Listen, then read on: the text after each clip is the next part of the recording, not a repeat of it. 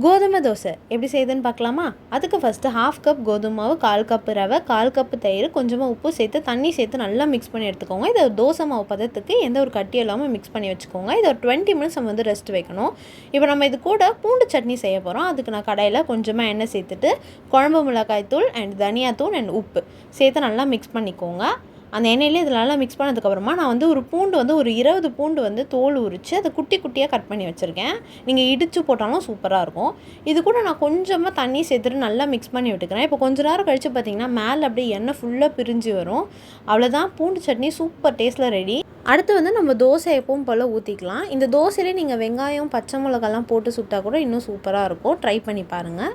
So இது 2 பக்கமே நம்ம வந்து திருப்பி போட்டு நல்லா வேக வச்சு எடுத்துகிறோம் அப்படின்னா கோதுமை தோசை வந்து ரெடி. இதோட பெஸ்ட் காம்பினேஷனே வந்து இந்த பூண்டு சட்னி தான். அதோட ட்ரை பண்ணி பாருங்கள், செம்ம டேஸ்ட்டாக இருக்கும். இதோட நெக்ஸ்ட் வீடியோவில் பார்க்கலாம். Until by Tata. Thanks for வாட்சிங்.